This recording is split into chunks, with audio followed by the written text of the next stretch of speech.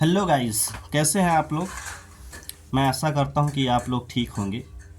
इस समय हम लोग सन 2022 की ग्रामर का आंसर पेपर हल कर रहे हैं। तो इसके हमने सारे सेट करा दिए हैं। अगर आपने नहीं देखा है तो आप हमारे चैनल के प्लेलिस्ट में जा कर के उन सारे सेट्स को देख सकते हैं। मैंने 1 बाय 1 करके सारे सेट्स जो है हल करा दिए। इस समय सन 2022 चल रहा है, जिसमें से आज हम लोग तीसरा सेट करने वाले हैं और इस सेट का नाम है ईजी। ठीक है, और इसमें ग्रामर सेक्शन हम लोग देख रहे हैं। तो आइए बिना देरी किए हुए हल करते हैं इसको। लिखा है, क्वेश्चन नंबर 4 से स्टार्ट है। Choose the correct option to answer the following question. 4 का ए है, one who takes the bright side of the thing is called. ऐसा बंदा जो चीज़ों की सिर्फ चमक को देखता है, तो ऐसे बंदे को बोलते हैं आशावादी। तो हमारे पास ब्राइटन हो गया, ऑप्टिमिस्ट हो गया, पेसिमिस्ट हो गया। तो आशावादी को इंग्लिश में बोलते हैं ऑप्टिमिस्ट। तो यहाँ पे करेक्ट ऑप्शन हो जाएगा तीसरा वाला।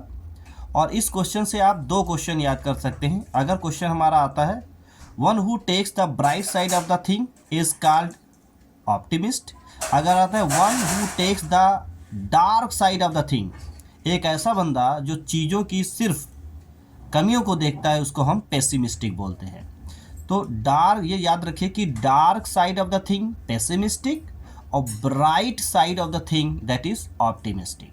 Question number 2, the phrase run down means, run down का मतलब होता है स्वास्थ्य गिरना। तो हमारे पास 4 ऑप्शन है।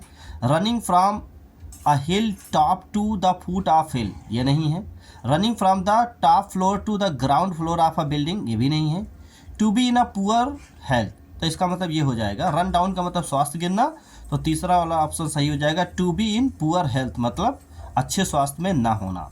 सी वाला है साइनोनिम्स ऑफ फ्रैंक, फ्रैंक का मतलब होता है स्पष्ट। तो हमारे पास 4 ऑप्शन है। फुलिश है, ये तो नहीं है। वाइड स्पोकन है, सेमलेस है, कैंडिड है। तो फ्रैंक का मतलब स्पष्ट और इसका साइनोनिम्स हो जाएगा कैंडिड। तो इसमें हमारा 4 वाला ऑप्शन सही है, तो कैंडिड हो जाएगा। कैंडिड मीन्स स्पष्ट एंड और फ्रैंक का मतलब भी स्पष्ट। क्वेश्चन नंबर डी है, I prefer a pen than a pencil. तो हम जानते हैं कि जितने भी लैटिन हमारे पास वर्ड हैं, जैसे सीनियर है, जूनियर है, प्रीफर है और प्रीफरेबल है, सुपीरियर है, इन्फीरियर है, प्रायर है, ये जितने भी हमारे लैटिन एडजेक्टिव हैं, इनके साथ हम कंजक्शन दैन ना लगा करके टू लगाते। तो कैसे हो जाएगा, I prefer a pen to a pencil. इसका मतलब हो जाएगा, मैं I prefer a pen than to a pencil, मतलब पेंसिल से ज़्यादा मुझे पेन पसंद है। तो प्रीफर है, प्रीफरेबल है, सीनियर है, जूनियर है, सुपीरियर है, इन्फीरियर है और प्रायर है। ये हमारे लैटिन वर्ड्स है, इनके साथ हमेशा लगाते हैं टू। ठीक है, दैन नहीं लगेगा, यहाँ पे लगेगा टू। तो यहाँ पूछ रहा है कौन सा सेंटेंस, कौन सा शब्द जो है हमारा वो गलत है। तो यहाँ पे दैन नहीं लगेगा, तीसरा वाला ऑप्शन है, दैन नहीं लगेगा, दैन की जगह पर लगेगा to. The antonym of knowledge is, knowledge का मतलब होता है ज्ञान, इसका एंटोनिम हमको तलाशना है। Education, indifference, ignorance, knowing.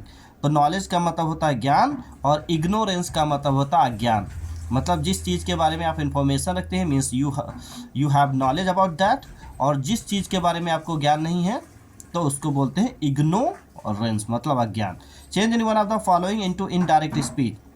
लिखा, he said to me what did you do yesterday. तो ये पास्ट इंडेफिनिट है और प्लस इंट्रोगेटिव है, प्लस सेकेंड टाइप इंट्रोगेटिव है। तो क्वेश्चन मार्क अगर हम देख लेते हैं सेंटेंस में, अगर सवाल किया गया है, प्रश्न किया गया है, तो सेट टू को बनाते हैं आस्क्ड और सेकेंड टाइप इंट्रोगेटिव में हम क्या लगाते हैं, कंजक्शन व्हाट लगाते हैं। तो हो जाएगा he asked me conjunction what, he asked me conjunction what. You का संबंध मी से है तो हो जाएगा आई, और डिड का हो जाएगा हैड, और हैड आएगा तो वर्ब की थर्ड फॉर्म डू का हो जाएगा डन, और यस्टरडे का हो जाएगा द प्रीवियस डे। फिर से he asked me what, you का संबंध मी से तो है आई, डिड का हो जाएगा हैड, डू का हो जाएगा डन, यस्टरडे का हो जाएगा द प्रीवियस डे। इसका 5 नंबर का दूसरा दिया है, he said to his friend good morning how are you. उसने अपने मित्र से गुड मॉर्निंग कहा और पूछा कैसे हो। तो गुड मॉर्निंग हमेशा आता है जो at the time of meeting जितने भी हम अभिवादन बोलते हैं, जैसे गुड मॉर्निंग है, गुड आफ्टरनून है, गुड नून है, गुड इवनिंग है, और इसके अलावा हैप्पी न्यू ईयर है, हैप्पी दिवाली है, हैप्पी होली है, जितनी इस तरीके के हैं इनके साथ सबके साथ लगाते हैं सेट टू को बनाते हैं विश। तो क्या हो जाएगा, he wished his friend good morning. पहले इस तरीके से बनाए, he wished his friend good morning and asked से जोड़ेंगे, एंड आस्क्ड और फिर कंजक्शन हो जाएगा हाउ, हाउ के बाद सब्जेक्ट को आगे करें, यू का हो जाएगा ही, आर का हो जाएगा वाज। फिर से देख ले, he wished his friend good morning and asked, you का संबंध फ्रेंड से तो हो जाए ही, आर का हो जाएगा वाज। इस तरीके से combine any one of the following as directed, तो इसको हमको बनाना है simple. It must be done, इसे अवश्य ही करना चाहिए। The cost does not count, और कीमत नहीं गिनना चाहिए। तो क्या मतलब है कि बिना कीमत गिने हुए इस काम को करना चाहिए, या बोल सकते हैं इस काम को किसी भी हालत में करना चाहिए। तो इस सेंटेंस को आप दो तरीके से सिंपल बना सकते हैं, ठीक है। You can make this sentence into simple by two ways. जैसे it must be done at any cost, ये भी सेंटेंस आप बना सकते हैं इस तरीके से। It must be done at any cost मतलब किसी भी कीमत पर इस काम को करना चाहिए। या आप ऐसे बना सकते हैं, it must be done without counting it's cost. आप इस तरीके से भी बना सकते, it must be done without counting it's cost मतलब इसकी कीमत को गिने बगैर इस काम को करना चाहिए या किया जाना चाहिए। It must be done without counting it's cost, या बना सकते हैं it must be done at any cost. इस तरीके से ही वॉज सो टायर्ड, वो बहुत ज़्यादा थका था। ही कुड नॉट रन, वो दौड़ नहीं सका। तो ये हम जानते हैं सो दिया है, पीछे कुड नॉट दिया है, तो ये रूल जो है रिमूव टू वाले रूल पे बनाइए तो इन्फिनिटिव में बड़ी आराम से बन जाएगा। He was too tired to run, इसको भी सिंपल बनाना है तो कैसे हो जाएगा, सो को मतलब टू को हम लोग सो बनाते थे तो बस उसी का उल्टा करना है। He was too tired, T double O, he was too tired to run. इस तरीके से transform any one of the following as directed. Passive बना, यू कैन सॉल्व इट, तो कैन लगा है, कैन है, कुड है, मे है, माइट है, शायद है, शुड है। जितने भी मॉडल्स वर्ब होती हैं मतलब मॉडल्स हेल्पिंग वर्ब जितनी भी होती हैं इनके साथ पैसिव वॉइस में हम लगाते हैं बी, ठीक है। ये तो हमने आपको बताया कि जिस टेंस में वर्ब की फर्स्ट फॉर्म लगती है उसमें बी की फर्स्ट फॉर्म लगेगी, और जिसमें वर्ब की सेकंड फॉर्म लगती है उसमें बी की सेकंड फॉर्म लगेगी, जिसमें वर्ब की थर्ड फॉर्म लगती है उसमें बी की थर्ड फॉर्म लगेगी, जिसमें वर्ब की आईएनजी फॉर्म लगती है उसमें बी की आईएनजी फॉर्म लगती है। This is the simple formula of making passive voice. तो क्या हो जाएगा, सब्जेक्ट को ऑब्जेक्ट में करेंगे, ऑब्जेक्ट को सब्जेक्ट में करेंगे, तो it can be solved by you, तो सब्जेक्ट को ऑब्जेक्ट में, ऑब्जेक्ट को सब्जेक्ट में, तो it can be solved by you. फिर हमारा दिया there glory can never fade, इसको इंट्रोगेटिव बनाना, तो इंट्रोगेटिव हम इसको दो तरीके से बना सकते हैं, ठीक है। दो तरीके से आप इसको बना सकते हैं, चाहे आप कैन से बाहर निकालिए, मतलब इंट्रोगेटिव बनाने के लिए आपको क्या करना रहेगा कि आपको हेल्पिंग वर्ब बाहर निकालना रहेगा। तो क्या हो जाएगा, कैन देयर ग्लोरी, नेवर का हो जाएगा एवर फेड, फिर क्वेश्चन मार्क लगाना है, can there glory ever fade, या बना सकते हैं when can there glory fade question mark. दो तरीके से आप इंट्रोगेटिव बना सकते हैं। आप फिर से मिला लीजिए, कैन देयर ग्लोरी, नेवर का एवर फेड क्वेश्चन मार्क, या आप इसको ऐसे बना सकते हैं when can there glory fade question mark. इस तरीके से correct any one of the following sentences. हमारे पास दो सेंटेंसेस हैं जिनको करेक्ट करना है। I am tired in doing this, तो टायर्ड हमेशा है, टायर्ड हमेशा प्रेपोजिशन जो है ऑफ लेता है, तो यहाँ पे इन गड़बड़ है, इनको हटा के ऑफ करें। I am tired of doing this मतलब आई एम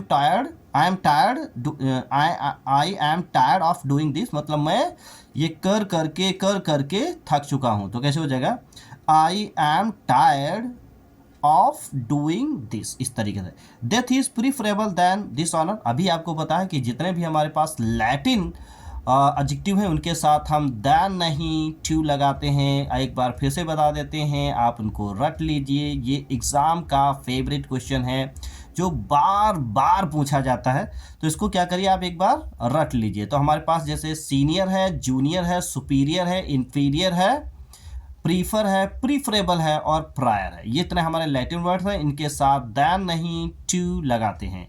तो हो जाएगा death is preferable to dishonour. इस तरीके से तो दैन को हटा के इस फिर लिखा है use any one of the following pairs of the words in your own sentences to make the difference in their meaning clear.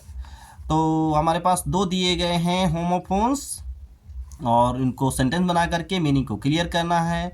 जैसा कि हर वीडियो में मैं आपको बताता हूं कि होमोफोन्स एक फिगर ऑफ स्पीच भी है और इसकी डिफिनेशन होती है homophones are those words which are different in meaning and spelling but their sound is same. तो पहला हमारा दिया है ऑनोरेरी, HONORARY। ऑनोरेरी का मतलब होता है अवैतनिक, ऐसा काम जहाँ पर जॉब में जहाँ पर आपको पैसा नहीं मिलता है। तो आप बोल सकते हैं I am doing honorary work, मतलब मैं एक अवैतनिक काम कर रहा हूँ, ठीक है। या in this school I am teaching as a honorary, मतलब मैं अवैतनिक रूप से यहाँ पर पढ़ा रहा हूँ। या I am doing an honorary work. और दूसरा दिया है ऑनरेबल। ऑनरेबल का मतलब होता है सम्मानी, HONOURABLE। ऑनरेबल का मतलब होता है सम्मानीय। तो जैसे teaching is an honourable work, पढ़ाई करना एक सम्मानी काम है, teaching is an honourable work. अब इस तरीके से दूसरा दिया है UMPIRE, अंपायर। अंपायर का मतलब होता है निर्णायक। आप जानते हैं कि अंपायर का मतलब निर्णायक, means every cricket team has an empire. तो आप बना सकते हैं every cricket team has an umpire. और दूसरा दिया है एम्पायर। एम्पायर का मतलब होता है साम्राज्य। तो इसके ऊपर आप सेंटेंस बना सकते हैं कि आप बोलें कि मुगल काल का साम्राज्य जो था बहुत ही बड़ा था। तो लिखेंगे द एम्पायर ऑफ मुगल कार is very big. The empire of Mughal कार इज़ वेरी बिग। या बोल सकते हैं the empire of Akbar was very big. इस तरीके से translate the following into English. हमारे पास हिंदी की एक स्टोरी दी गई है जहाँ पर आपको इंग्लिश में ट्रांसलेट करना है। आइए देखते हैं। मुंशी प्रेमचंद्र एक महान साहित्यकार थे। तो कैसे बनाएंगे? सब्जेक्ट लिखने के बाद आपको पीछे जाना है। Munshi Premchandra was a great litterateur. Litterateur का मतलब साहित्यकार। फिर से मिला लीजिए, Munshi Premchandra was a great litterateur, LITTRA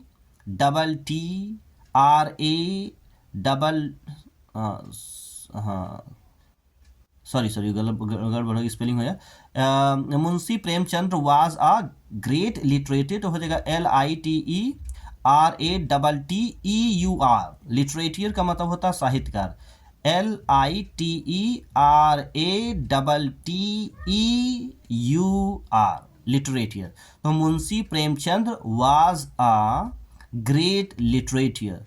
उनका जन्म एक साधारण परिवार में और एक छोटे से गांव में हुआ था। He was born an ordinary family and at a small village। तो कैसे हो जाएगा?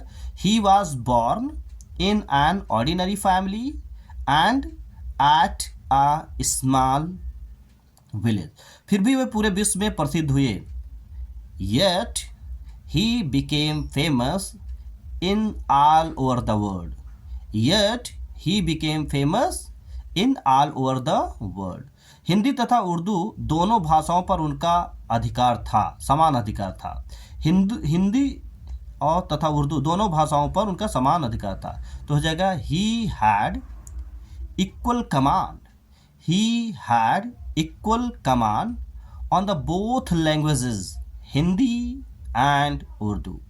He had equal command on the both languages, Hindi and Urdu.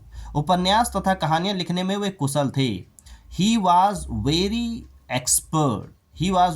Expert in writing novels and stories. He was very expert in writing novels and stories. उनके उपन्यासों में भारतीय समाज का सजीव चित्रण मिलता है। तो सजीव चित्रण मिलता है भारतीय समाज का उनके उपन्यासों में। तो कैसे? अ विविड डिपिक्शन। अ विविड मतलब भिन्न भिन्न, सजीव।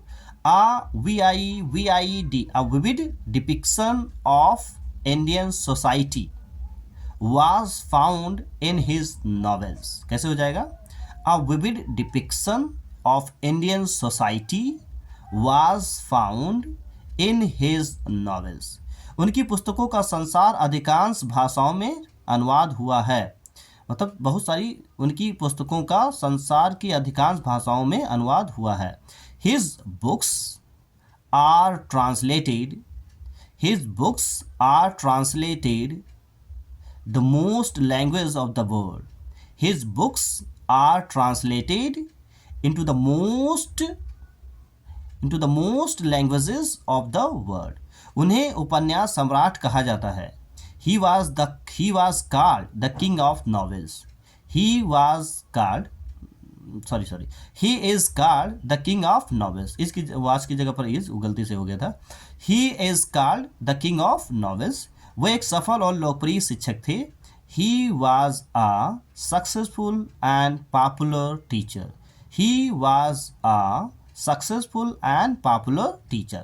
कम पढ़े लिखे लोग भी उनकी उपन्यासों को रुचि के साथ पढ़ते हैं। Even less educated people, even means भी, even less educated people read his books with interest. Even less educated people read his books with interest. इस तरीके से स्टोरी ट्रांसलेट हुई।